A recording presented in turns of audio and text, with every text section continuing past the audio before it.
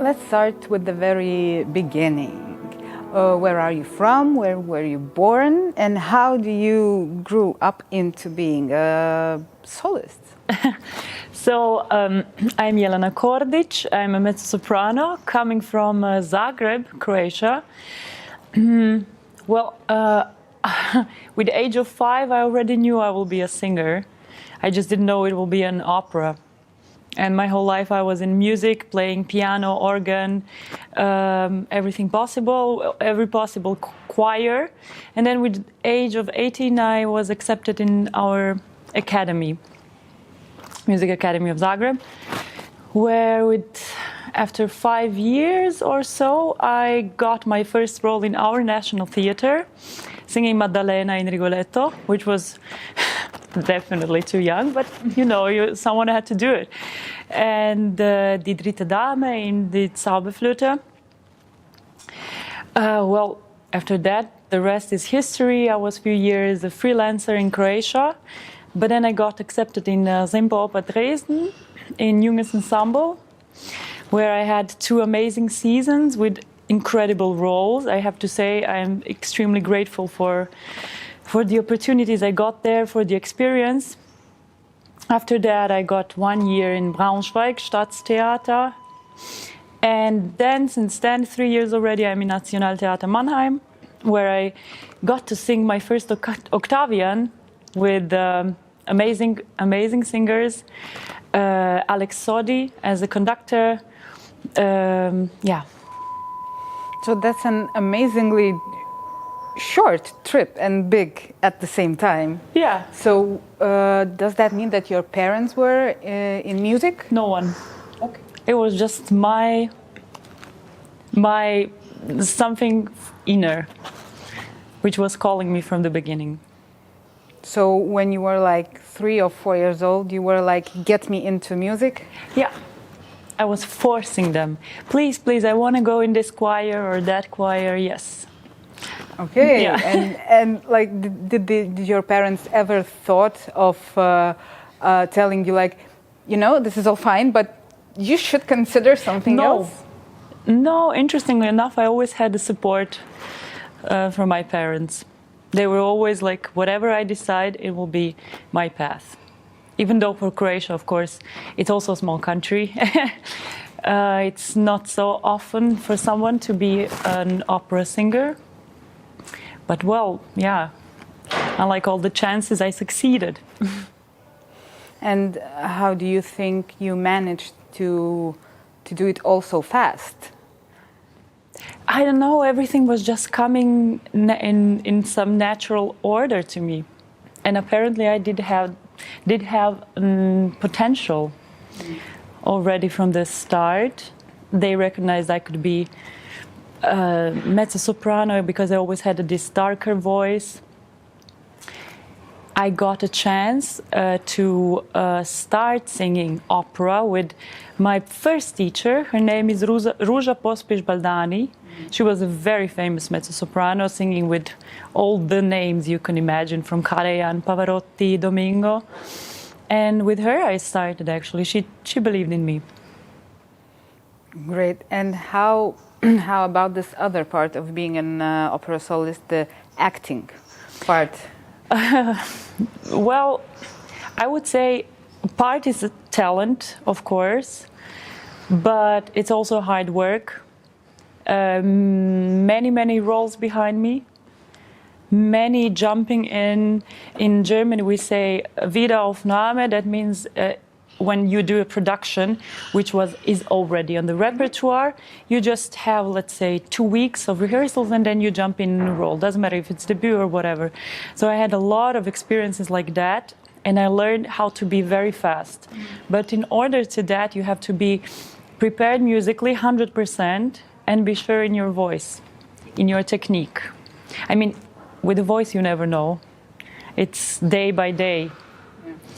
Yeah, but this is it. It's experience and just instinct. And of course, I was lucky to work with many talented people. I mean, especially now with Damiano, with our stage director for Rosenkavalier. here, it was just something special. Unfortunately, we didn't have that much time to really get deeper into the role, but I'm sure we would do even better things and had better ideas.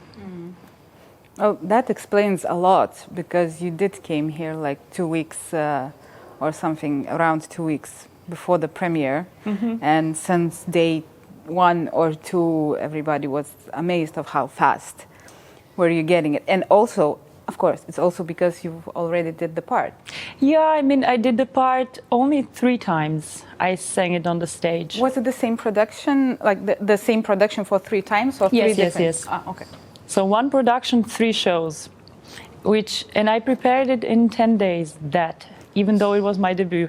But I was in Germany, I had this assistant, that assistant, German coach, regie assistant, so it's a different kind of machine there. Yes, but you prepared the part in 10 days? No. Yes, in that way, yes, but I came 100% prepared. I was preparing this role actually many years in front. I'm talking about years. Okay, so you've planned it. I knew it will be my role. Okay, why? It's just how my voice fits in it.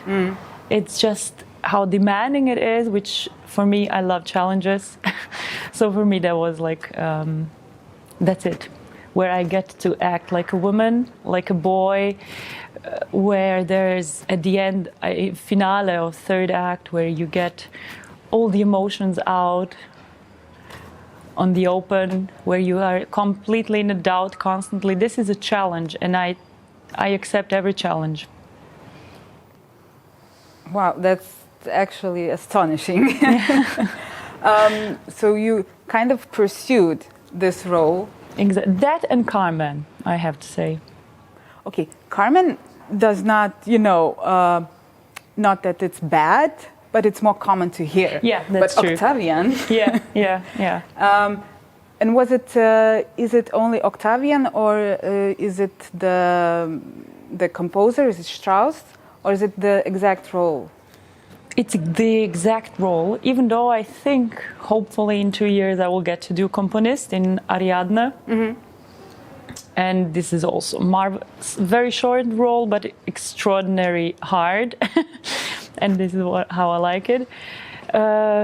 No, it's just everything together. It's the music, it's the complexity of the music, of the written score, of the words, and also, this Viennese style. It's very close to us Croatians. We were the same country, so we understand most of the things. Many phrases I understand, but the hardest challenge was entering the German language. Thank God I had really a lot of luck in Germany, having amazing coaches in Dresden, now in Mannheim, where I really get every single time. I mean, my boyfriend is my coach. He's a pianist, German pianist. So he was here at 2 shows. And after every show, I got further notes. You can do this or that. This is important for us Germans. This is the process. Every time thinking what could be better. That's great. And so did you pursue it, like how did you first got to know this role? Like, was it from the student years, or was it your freelance artist dream that you started? It was actually supposed to come in Croatian National Theatre when I was around 27. So 2 years before, I heard that, and they planned me for that. And I started preparing it with one coach from Vienna. And everything was prepared, but then lack of the money, they canceled the project, unfortunately. But the role stayed in my pocket, let's just say like that. And then I started using this aria, and in whichever audition I would come, everywhere, they were always astonished by my Octavian. Nothing else so much as Octavian. Yeah. Wow. And then you came here. Exactly. It's coincidence, everything in the world. In these times of, COVID uncertainties, to get to perform this kind of role,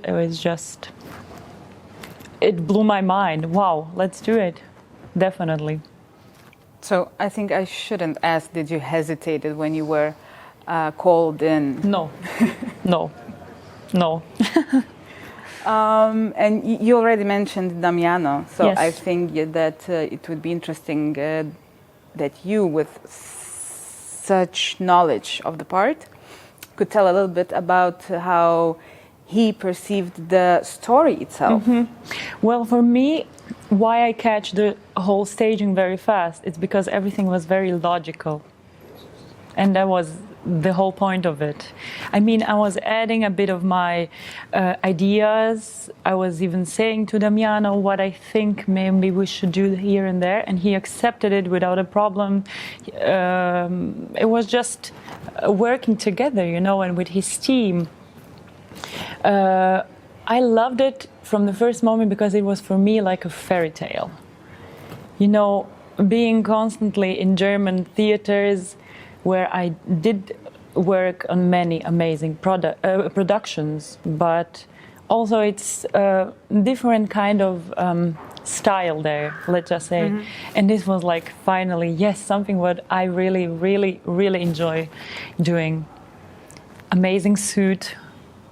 I mean, our costumographer was a genius.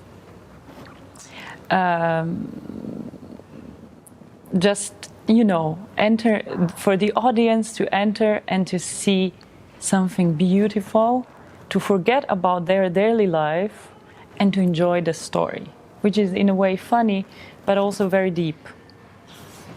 This is what I found immediately very appealing. And how would you describe this performance?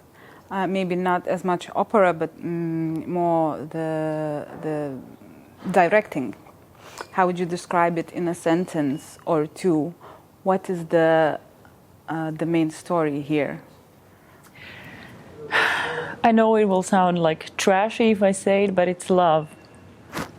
It's everything in life is about love or money, but in this case it's love. It's about the doubts. It's about the loving many people, but at the end choosing one. I think this is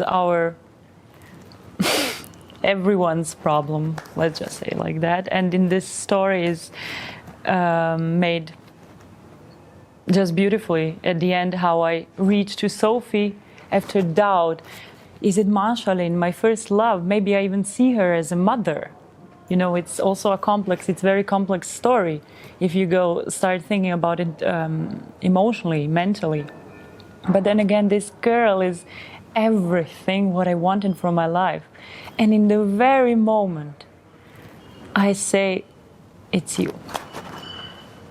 But before that was a big, big, big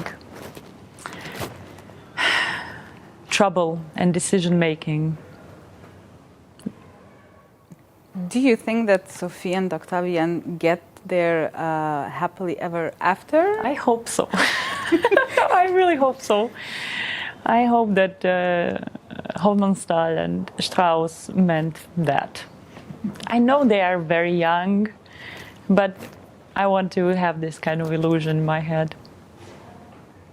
It was really the love at the first sight. Okay, and now just a little bit about visiting Vilnius. Are you here for the first time? Yes, I'm for the first time. Unfortunately, I didn't have that much time to visit the city, but everything what I saw was for me beautiful, and especially the food. Wherever I went, I enjoyed every single restaurant, every dish. It's really prepared amazingly. And also the architecture. Unfortunately, I didn't have time to go to the museums because one day I was free, it was always Monday.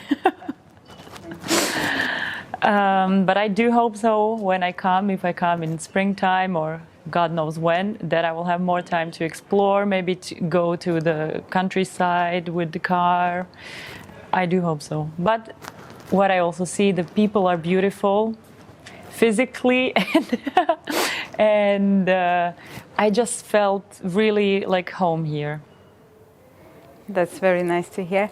And what are your next plans? What are you doing next after this? I'm going back to Mannheim. I have a few concerts, shows, Onegin, Nabucco. I have engagements in Dresden back. Then I'm in Croatia recording a CD and having a recital in Dubrovnik, which is very exciting. It's one of the most beautiful cities in the world, in my humble opinion. And then I prepare a big debut in Wagner. I'm starting with that, slowly entering the Wagner music also. Yeah, I was kind of thinking of asking you, because when somebody tells you that they love Strauss and they can prepare it and deal with it in a matter of days, I was kind of thinking about and Wagner? Yeah. Is it like, it's also a big challenge, so you should love it in a too. different way. Maybe musically not so hard as Strauss, but vocally it's definitely different. And the story is completely different. Like Strauss' story is like, I mean, Hofmannsthal, it's like daily, ordinary life, but Wagner is above this world. I mean, yeah. But thank God I have someone at home to explain me every single sentence, everything what I don't understand. That's very convenient. Yeah. And which opera, or is it classified yet? It's not. It's already on the plan. It's actually the whole Ring cycle. So I'm nothing much. Nothing too much. Only 2 frikas. Yeah, but it will be fine. It's one of the smaller roles for mezzo-soprano. Yeah, but it's perfect for a beginning. Yeah, but nonetheless very interesting and very memorable in the storyline. Yes. So I wish you good luck with that. Thank you very much. I know you don't need good luck because you have your work. Work is always here, but we still need a support and wind in our back. Okay, Yeah. so thank you. Thank you. Thank you.